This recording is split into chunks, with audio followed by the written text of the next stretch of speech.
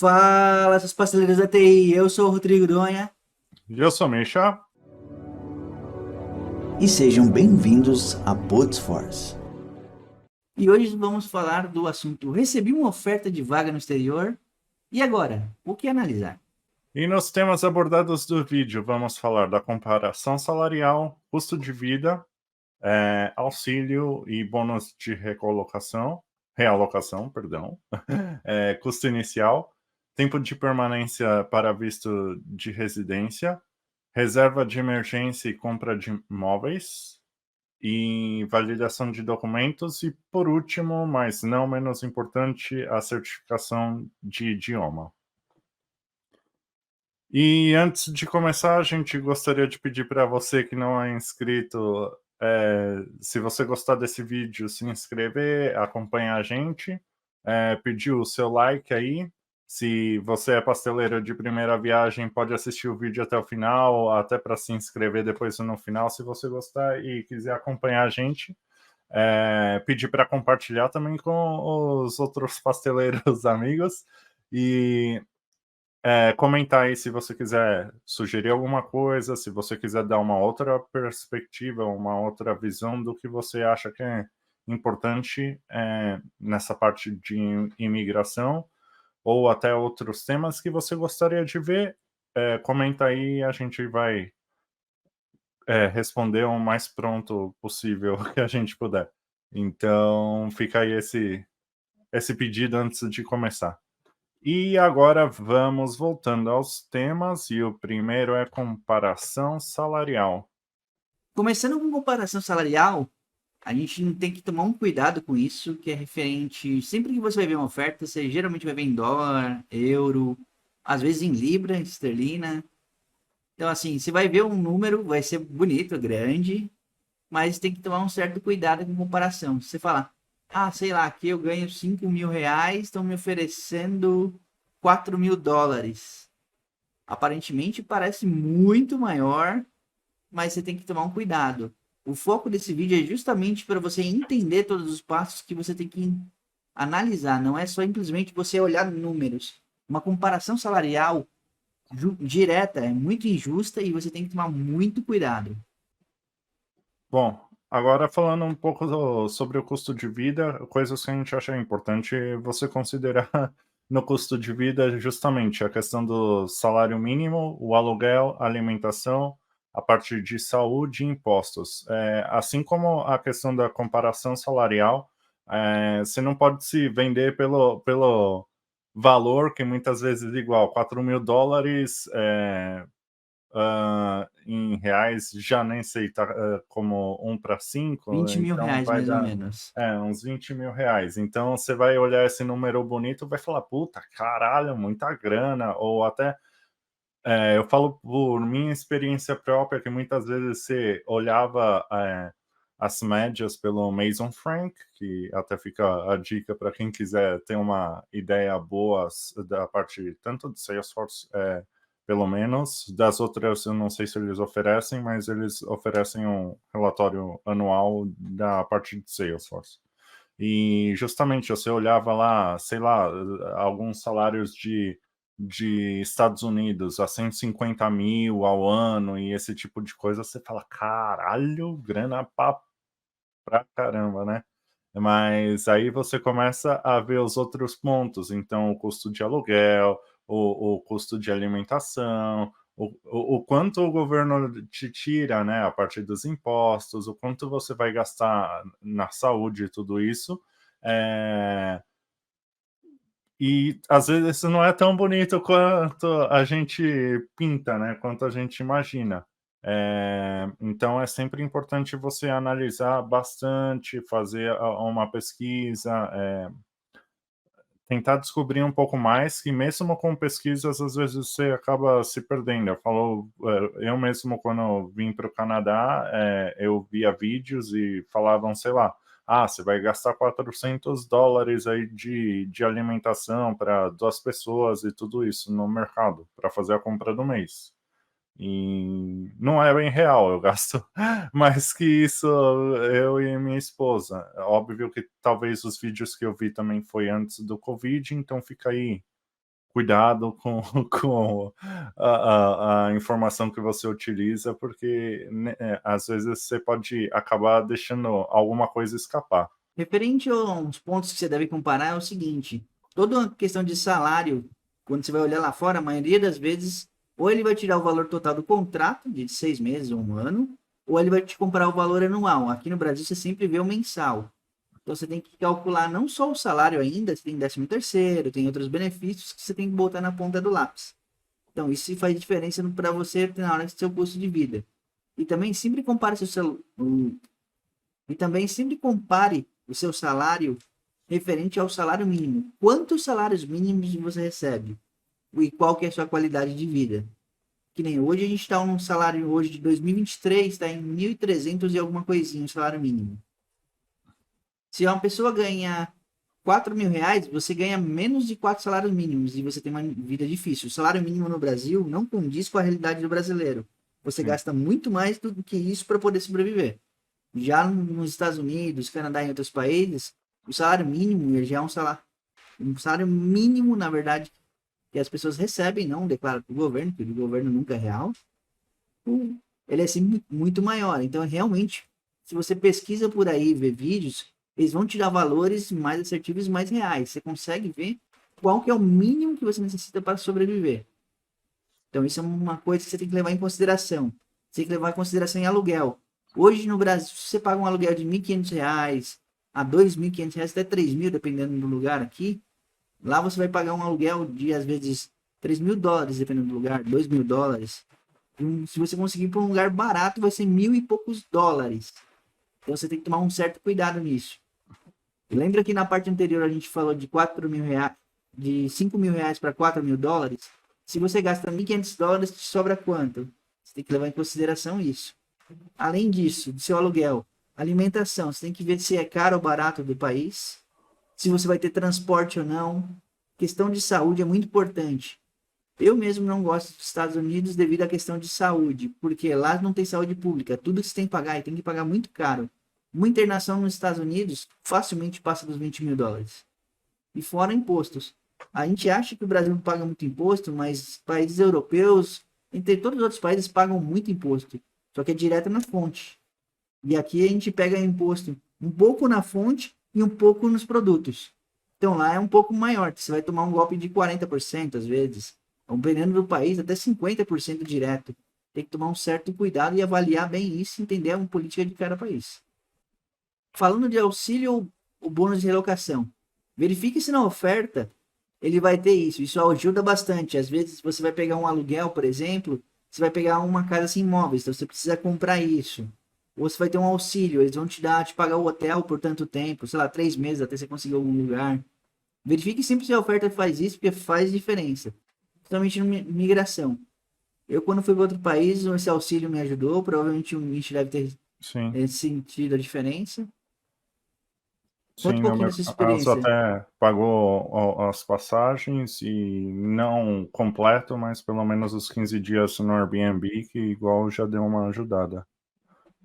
Então é uma coisa importante aí a levar em consideração, porque o prejuízo não sai só seu, sai parte da empresa também. Então ajuda bastante essa questão. Geralmente as empresas oferecem, mas tem umas um pouco mais sacana que nem sempre oferecem, então fique esperto aí com as ofertas que está recebendo. Isso te ajuda também na hora de você levar suas coisas. Pense que é só levar a roupa do corpo. Você precisa, às vezes, levar seu computador, mais algumas coisas, e você gasta com a bagagem na hora do avião da Sim. passagem. Então o bônus vai te ajudar nisso também. Pai de pet também, levar o pet, então todo o dinheiro é importante para ajudar aí nesse processo. Bom, custo inicial. Como nem tudo é um mar de rosas, é importante você ter uma graninha aí para gerenciar no início, vamos dizer assim, porque você não vai chegar já a receber o primeiro salário, você vai passar uns dias até receber o primeiro salário naquela moeda e tudo isso. E mesmo assim, até você conseguir fazer que o seu fluxo de dinheiro seja daquela moeda, leva um tempo. Então, é muito importante você levar em consideração isso. Então, por exemplo, eu vou mudar, ok, mas eu vou ter gasto de imóvel, eu não vou, dependendo do lugar, você tem que pensar também o custo do aluguel, que você vai precisar deixar uma garantia, porque você é novo no país, então essa garantia é maior e tudo isso, porque você não tem histórico nesse país. Então, são coisas que você tem que levar muito em conta, pensar muito bem para não fazer caquinha na hora de decidir, porque é um passo importante e dependendo do que você fizer, você acaba se sufocando por nada, por besteira de mal planejado e esse tipo de coisa. Então, tome bastante cuidado com isso na hora de decidir, pensa bem, ver se você tem mesmo uma grana e tudo isso, porque às vezes você acaba fazendo as coisas na emoção e não vai sair tudo bem, não. Outro ponto importante é o tempo de permanência para visto de residência. O que acontece? Cada país tem uma política. Se eu não me engano, acho que os Estados Unidos são 4, 5 anos. O Canadá, eu não sei quantos anos. São quantos anos, Misha, sabe? Então, você pode entrar com o PR a qualquer momento, né? Desde o Brasil você pode, mas pensando no meu processo, por exemplo, seriam 2 anos o visto de trabalho, e aí, tipo, durante esse período você pode entrar com o visto de o permanent resident, que de ter a residência aqui, né? Mas é sempre bom pelo menos ter 1 ano, pelo menos aqui no Canadá, para você conseguir expressar de alguma forma que já tem uma experiência nesse país, né? Então, ó, eu já trabalhei 1 ano, isso te ajuda na pontuação. Óbvio que você tem outros requisitos, mas meu conselho é assim, se o visto é 2 anos, tenta até o final do primeiro ano resolver todas as papeladas que vai necessitar e também já começar a entrar com o processo. Até uma besteira que eu fiz, eu acabei deixando para muito tarde e agora eu tô meio que correndo atrás das coisas. Eu sei que os primeiros anos são complicados, então dependendo, você vai ter que se espremer um pouquinho mais, mas é importante. E no Chile também eram 2 anos, então 2 anos do visto de trabalho e depois disso você pode entrar com o processo de PR. Acho que grande parte dos países é geralmente pelo menos uns 2 anos do visto de trabalho e depois você pode entrar. Mas é isso. Então, avalie sempre questão de cada país, veja a política, cada país tem uma política diferente, porque é o visto de permanência. E para você nisso, você tem que levar em consideração que é o seguinte: você vai entrar nesse país, só que você vai ficar, então, durante o tempo de permanência, para você ganhar esse visto de residência, amarrado nessa empresa. Você não vai poder trocar. Se você trocar esse tempo, vai reiniciar. Então, leve em consideração, negocie bem seu salário, considere bem o custo, se conhecer alguém que mora perto ou conhece alguém, conversa, troca uma ideia, descobre, vê se o salário realmente vai te beneficiar, porque você vai ficar com ele amarrado por um bom tempo. E E não alguns só países isso. têm até. Pode falar. E não só isso, desculpa interromper, mas que justamente dependendo do país, para fazer um novo visto de trabalho demora muito. Então, aqui no Canadá, por exemplo, estava demorando 6 meses, não sei hoje, mas até uns meses atrás estava demorando 6 meses. Então, vou trocar de emprego, ok, mas você tem grana aí para se segurar 6 meses sem receber nada, vamos dizer assim? Então, são coisas que você tem que levar em consideração, se você em algum momento se arrepender e tudo isso, você tem que ter um plano aí que te supra com o que você vai precisar. E um outro gap também que você pode ter é o seguinte, que durante o visto de contractor, ou pelo menos você, quando você está um visto temporário, alguns países, mesmo se você receber uma promoção, você não vai poder receber ela porque você não é residente. Porque você tem que receber exatamente o que está no seu contrato. Sim, Então tem esses detalhes que você pode ficar até amarrado numa questão de promoção. Então cuidado com sim. isso. Uhum. É o meu caso, quase isso. Bom, reserva para emergência e compra de imóveis. Assim como comentamos na questão da dos custos iniciais, aqui é uma reserva, é sempre importante ter uma reserva.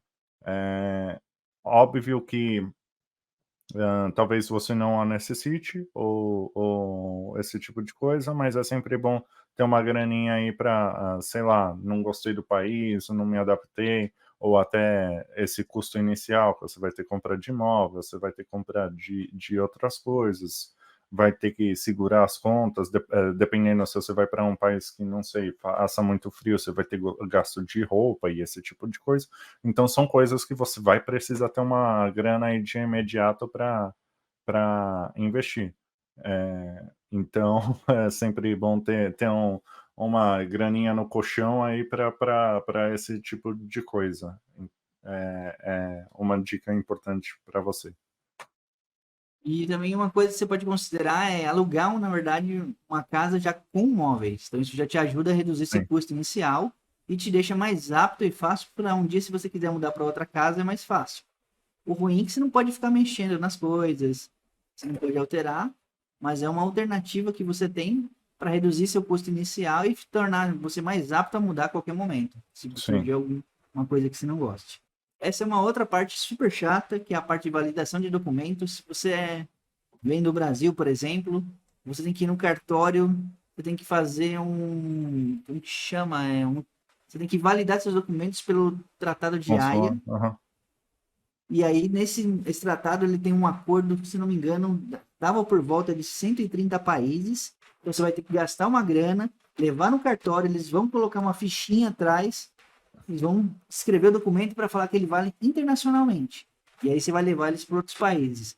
Inclusive, alguns países, além disso, ainda pedem uma tradução juramentada do documento. Então, é um outro gasto que você ainda pode ter. Então, essa parte de validação do documento também é bom negociar, ver se a empresa paga para você, senão você vai ter que pagar do seu bolso, ou tirar do seu bônus de relocação se tiver. Às vezes isso nem só a juramentado, às vezes até a comum. Você tem que pensar que vai ter o gasto de essa tradução e esse tipo de coisa, dependendo do país que você vai. Então, é um ponto importante aí. Talvez, assim, para o work permit, você não vai precisar, né, para o visto de trabalho, mas para seguir nesse país, para crescer nesse país, você vai precisar validar tudo isso. Então, é um ponto importante aí de levar em consideração.